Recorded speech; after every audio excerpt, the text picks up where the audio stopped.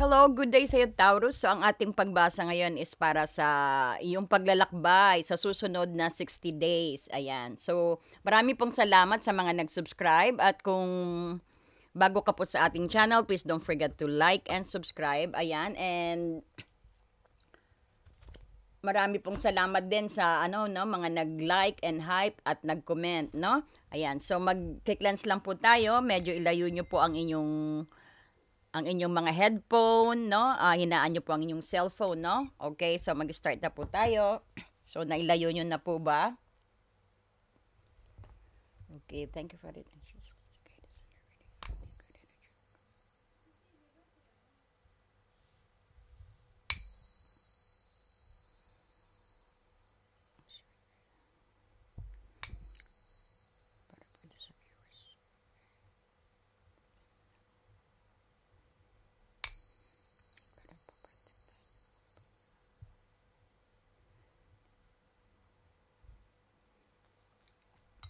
Ayan, so titignan natin ang iyong no? Taurus, titignan natin ang vibe, overall vibe ng iyong paglalakbay sa iyong puso, no? This is about your love life then. Ito yung journey ng iyong puso, no? Kung single ka man, o kung dating ka man, or nasa current relationship ka, no? So, thank you. Para po ito kay Taurus, sa kanyang paglalakbay, para kay Taurus sa kanyang paglalakbay sa susunod na 2 buwan.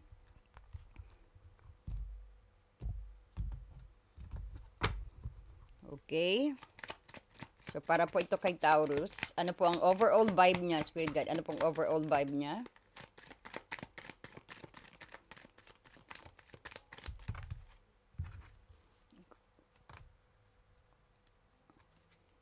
Ayan, meron kang 7 of Pentacles. May nakikita tayo impatient energy, no? Okay, sa kanya naman pong chance at ang kanyang opportunity. Tignan natin itong lumalabas. Ayan. Wow, Wheel of Fortune. Wow, wow, wow. Lucky ka. Ayan, Taurus. And then, ang iyong hamon. Titignan natin ang iyong hamon.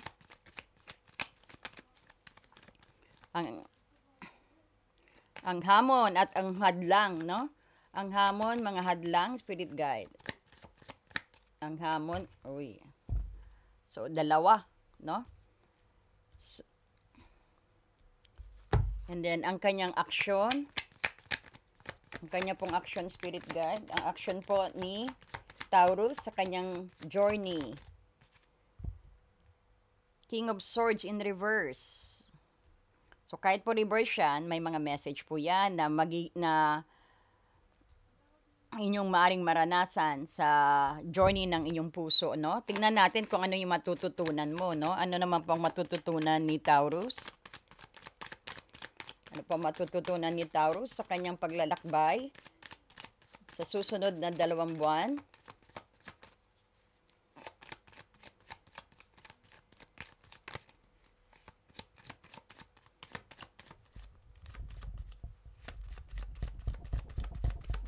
Ano po ang matututunan? Ayan, si Queen of Wands. Ang dahil nagkakagusto sa energy ng Queen of Wands ngayon, no? Okay, Taurus. And then, kukuha rin tayo ng iyong Romance Angel Guidance, no? Para po ito kay Taurus. Para po kay Taurus. So, pasensya niya po pag ang sounds natin is medyo ma-echo, no? Kasi, pero malapit ko nang matutunan yung mga technical, no? Ayun, maraming pagkakamali. Oo, maraming pagkakamali pero natututo, 'di ba? Yan, maganda ng ating sounds ng konti. Okay, so tignan natin kung anong guidance sa'yo, nak. Ano pong guidance, ano pong mensahe na ibibigay mo sa kanyang journey. Oy, okay. Release your ex daw, Taurus. Ay. So, titignan natin yan mamaya. Then, syempre, Archangel. Kay Archangel. Tingnan natin sinong gagabay sa'yo. This is Archangel Guidance, no? Tingnan natin kung ano mensahe para kay Taurus.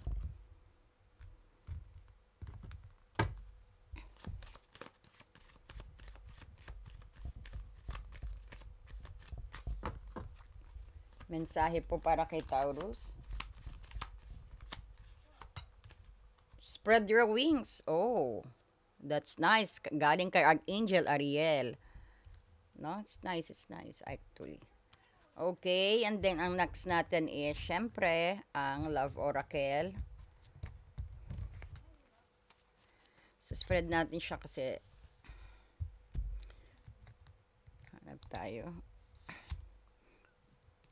Wow, it's nice. Okay.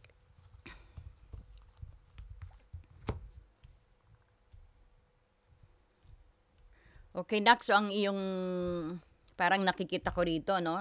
You're lucky actually. Siguro, sinasabi rito, you're lucky kapag na-release mo ex mo, no? So, ang vibe mo actually, no? Ang andito yung Seven of Pentacles. At ang iyong opportunities, Wheel of Fortune. Ang iyong hadlang is andito ang Six of Pentacles at in reverse, Six of Pentacles, yes, and King of Swords in reverse ang iyong dapat na i-action. Ito siguro bakit dapat mong i-action yun, yung wag magpadalos-dalos sa pagdesisyon o pagsasalita, no? And we have also we have also the Queen of Wands. Ito yung matututunan mo na sa yung journey, no?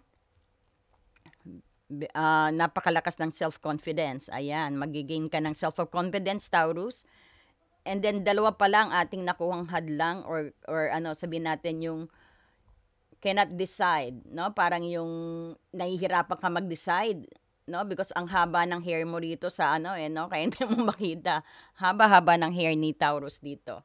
Sa malapit sa mata, natatakpan pati mata, no? Sa iba, piring yan no? Pero sa kanya, hinabaan ng buhok ang niya. So, sabi sa lahat, nakikita ko Ayan. So,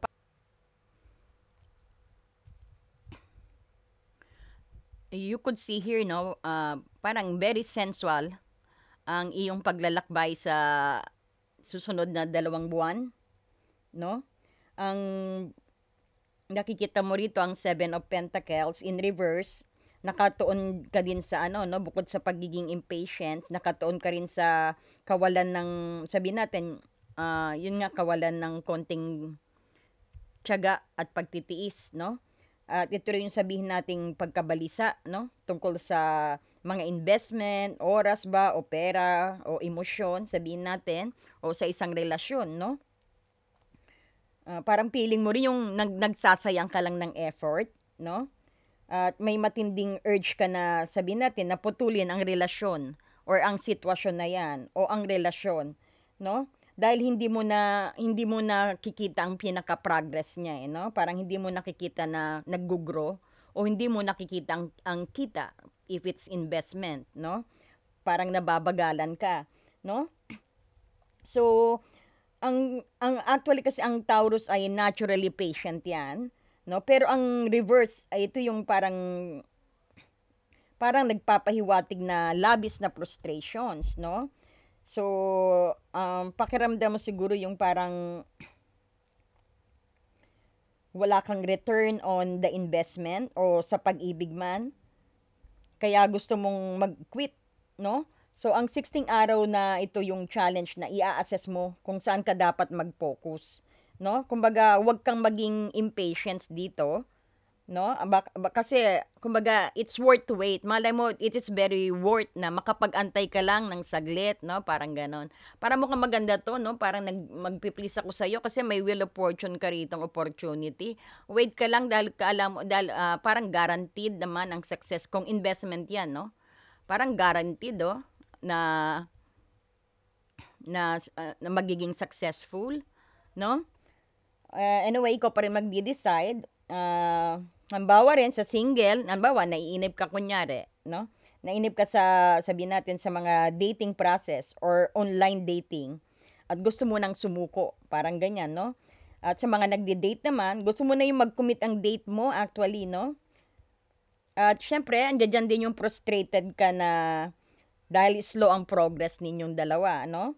So, sa mga current relationship naman, parang pakiramdam mo yung nawawala ang effort ng partner mo.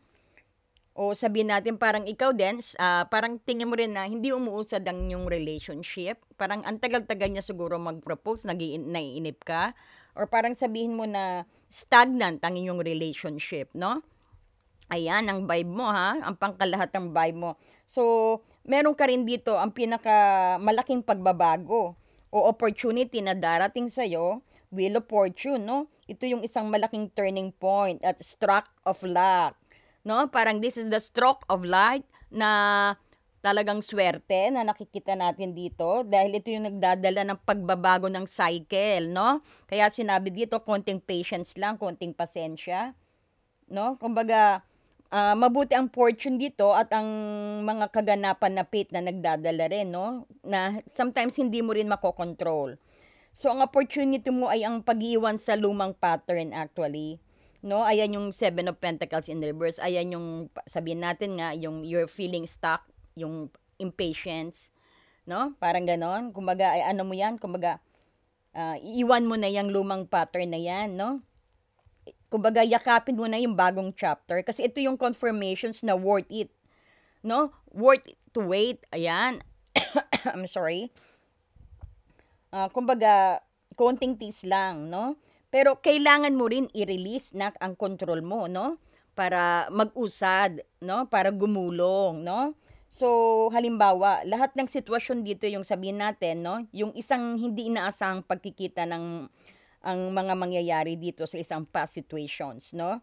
Pero biglang magre-resolve ng walang effort, no? So, yun ang sinasabi. Magkaroon ka ng biglang positive shift dito, no? Sa relationship at status mo. Magulat ka na yung investment mo, in-stop mo, yung pala biglang, oh, boom, biglang nag-grow. No? Halimbawa, kung nag-i-stock ka, if you're nagte-trading ka, no? You buy, tapos bigla mong binenta lahat, biglang laki. Ay, nako, ayan. No? So, parang, kasi umiikot siya eh, no? Pero nasa panig mo ang pagiging lucky dito, no? So, parang anak ko, nag-invest sila sa gold, no, dati. Tapos sabi nila, bumababa. Ayun, winidraw. Kailan lang yun? Last week lang yata. Sabi ko kasi hindi mo pinanood yung ano ko. Sabi ko, just wait lang sabi ko sa kanya. Sabi ko, just wait lang, hindi mo pinanood yung ano ko, yung video ko. Ayan, nasayang tuloy. Kumbaga binenta mo. Ang baba. Ayan, di ba? Parang mga ganon, Syempre ando dun yung regret, no? So, ang ano mo naman dito, ang hamon mo, no? Ito yung hadlang, challenge na kailangan mo. Bali, actually, dalawa siya, no? Ayan. So, pag dalawa siya, parang Six of Pentacles to at Two of Swords din na baraha. So, ang challenge ay nasa parang kawalan nga ng balance. At syempre sabihin natin, ito yung pagbibigay ng, sabihin natin na, yung pagbibigay, give and take energy, no? Yung sana maging give and take kayo, or pagpatas din ito, hindi lang yung ikaw ang magbibigay, kailangan makatanggap ka rin, no? At hindi lang din siya ang bigay ng bigay sa mga relationship, no? Ikaw din, nagwo-work hard ka, halimbawa pag sa single naman, sa mga may bonus dapat ang sarili mo pag nagwo-work hard ka, no? Kunyari, pagdating ng sweldo mo, magsisave ka para sa investment mo, para sa future mo.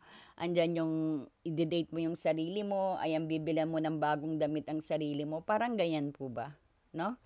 Ganyan ang nakikita natin dito, no?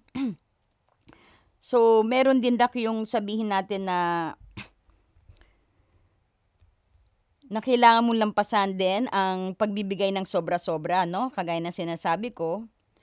At paghihintay na may magliligtas din sa'yo, parang andyan yung imbalance ng Six of Pentacles, no? Kumbaga ito ang pinaka-major block, ang hindi mo paggawa ng desisyon, no?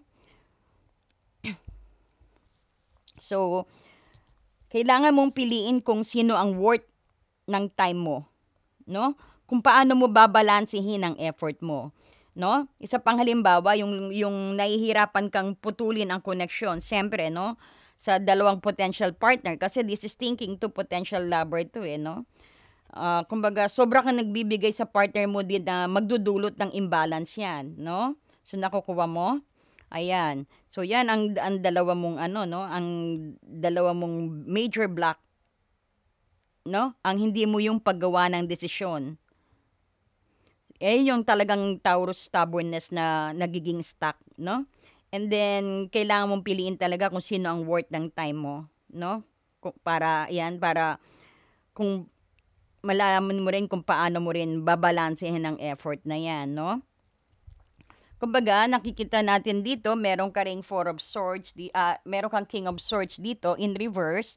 Ito yung aksyon na dapat mong gamitin para magtagumpay, no? Ang reverse king is ang reverse king of swords, ito yung nagpapayo sa iyo ng lakas ay nasa pagtalikod ng harness, no? Because ang action ay ang pagiging flexible dito, no, at compassionate at emotionally intelligent, no? Sa halip na cold or maging dominant ka rito, no? Kumbaga para magtagumpay ka rin sa iiwan mong mga need na maging lagi kang tama, no? At yung kasi ang King of Swords always laging tama kung ano siya, no? Pag magdesisyon siya lagi siyang tama. Pero nag-reverse siya. Iwan mo daw yung pagiging dominant mo, iwan mo daw yung pagiging needy mo, iwan mo daw yung pagiging komentaryo mo, no? Kumbaga, slow it down ang sabi, no? Kumbaga, maging flexible ka rin at compassionate ka rin, no?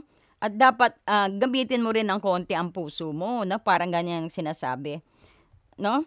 Sa halip na maging cold ka o maging dominant ka, no? Nakuha niyo po ba? So, para ka magtagumpay dito, iwan ang need ng laging tama at magmadali ka sa judgment, no?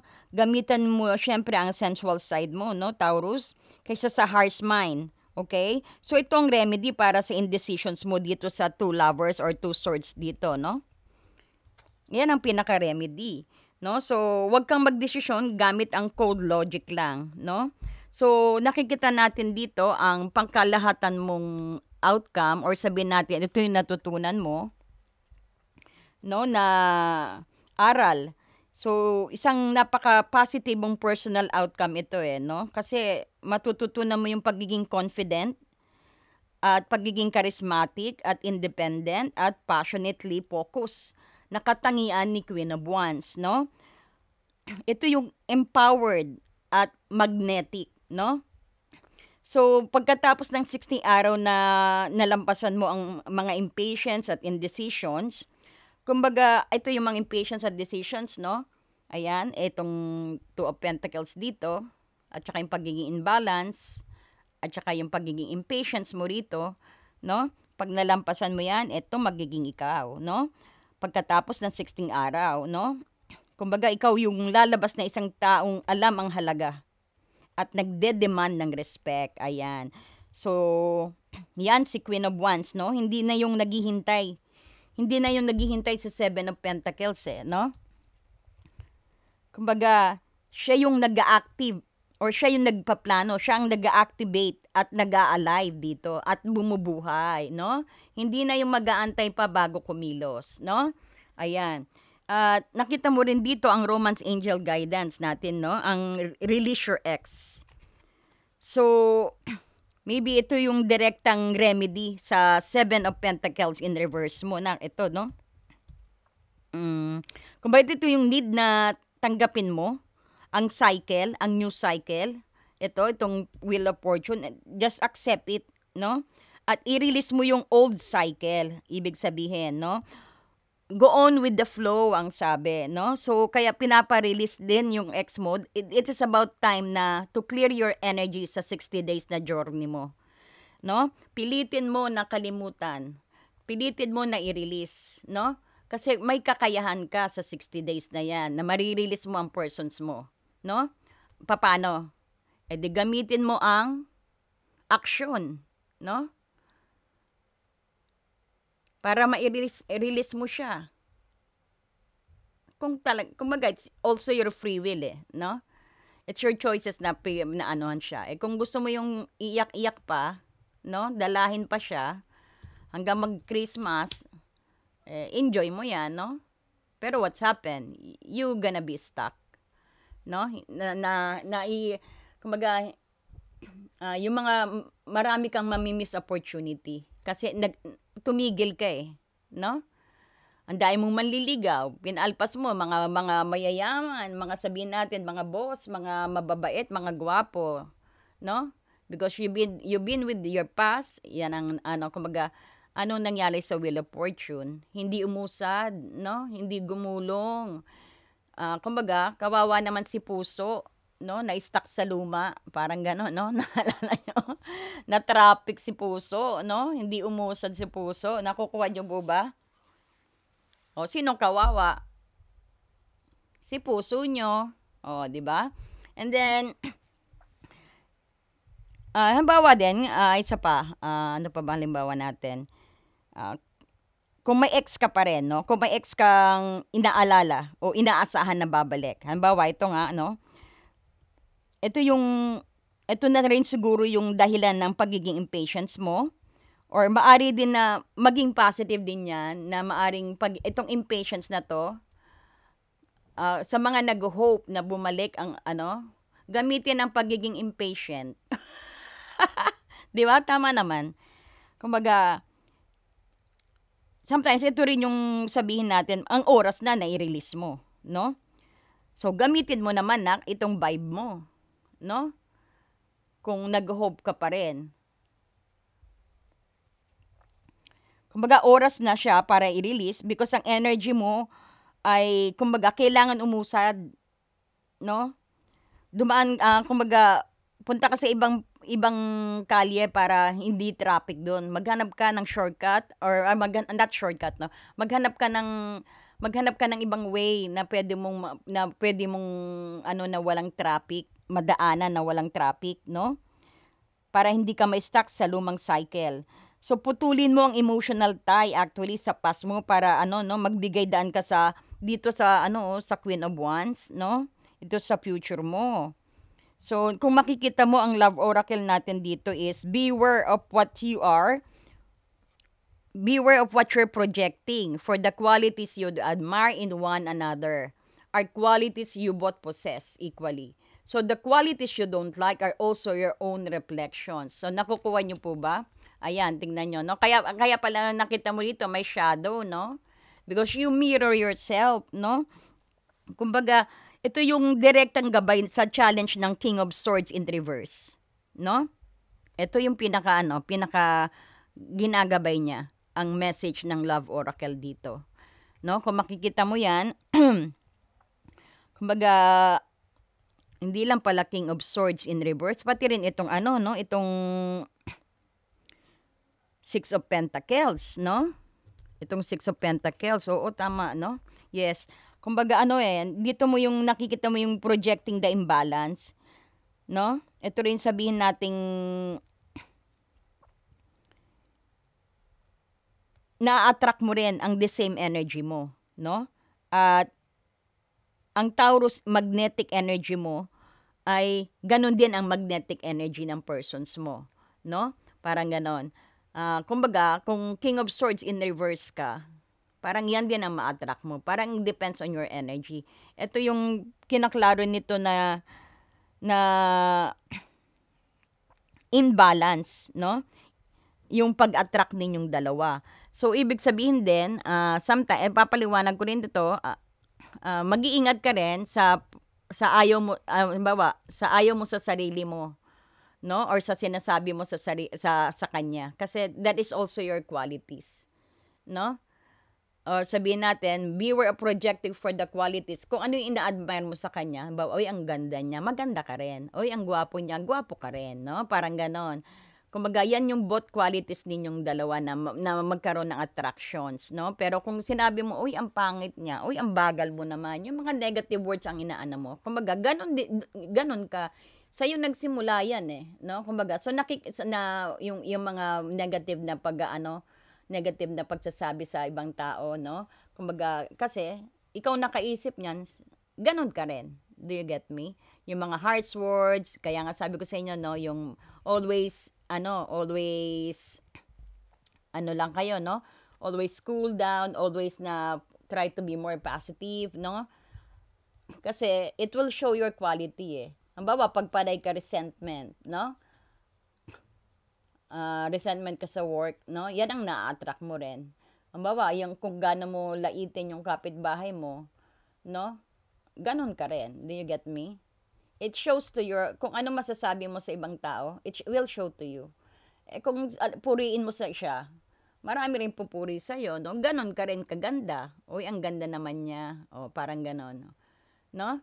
O, di, ganon ka rin, maganda ka. Nakukuha niyo po ba? Parang ganon ang ibig sabihin nito, no?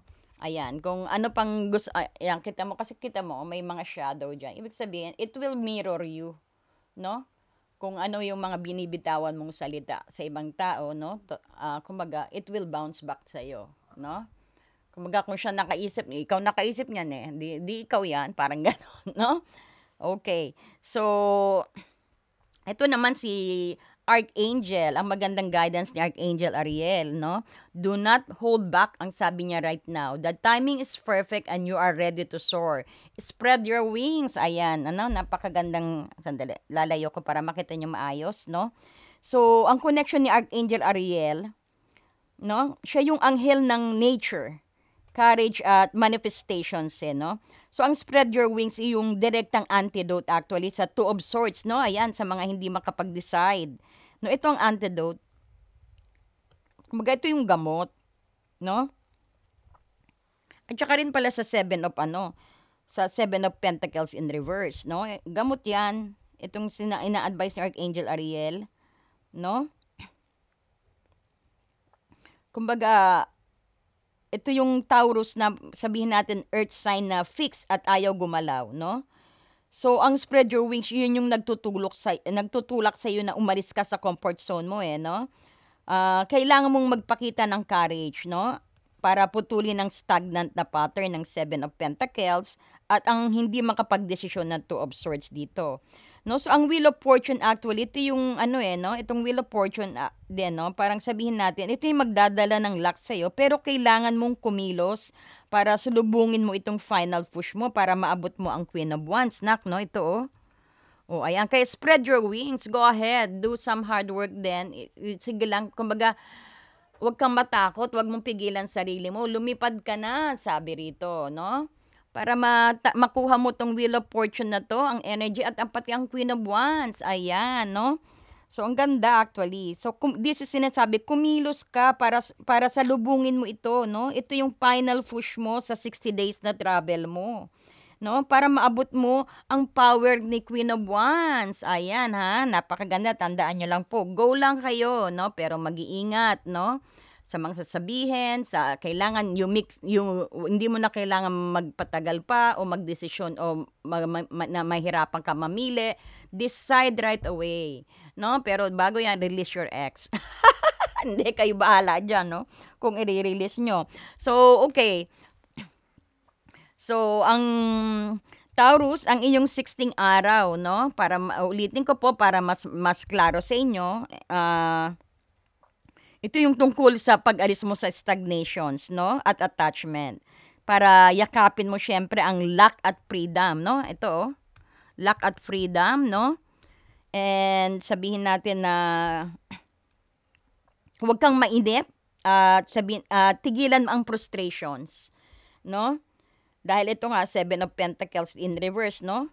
Kasi ang Wheel of Fortune is on its way na sa'yo eh. Parating na, huwag kang mag-quit bago ito dumating, okay?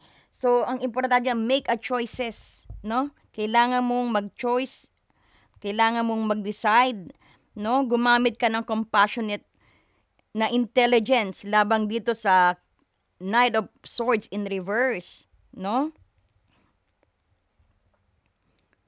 Para syempre makapagdesisyon ka, no? At hanapin mo ang balanse na bigay ng Five of Pentacles, no? Ng Six of Pentacles, hanapin mo ang balance, no? At make sure na be fair din, no? Sa sarili mo, make sure na uunahin mo ang sarili mo rin, no? And syempre, you need to let go din ang sinasabi ng release your ex dito at ang mga old patterns na yan, no, try to spread your wings, no, para makuha ang luck nito. Ayan, no. Kumbaga, claim your power back ang sabi rin ng ano ng spread your wings dito no? Claim your power back na hinihingi ng Queen of Wands, no? Ito yung confidence, no, na meron ka na kailangan kunin mo. Isang powerful na Taurus na secure at attractive ang magiging ang matutunan mo sa 60 days na journey na to, no?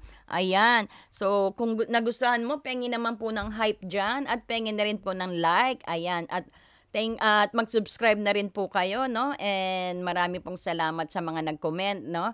Alam niyo po yung mga subscriber ko, I'm praying for it, no? I pray na maging maayos kayo din, no? So, wag po kayong mag-alala, kasama niyo ako sa inyong mga prayer. Okay? Sa mga, binabasa ko, nakikita niyo naman, no? Binabasa ko yung mga comment ninyo, no? Ayan. So, marami ring salamat sa inyo. And God bless you all po. Thank you po. Ayan. Always good vibes, no? Walang nega, okay? Para maging positive ang lahat ng experience ninyo sa araw-araw. Okay? Thank you and God bless you. Bye-bye.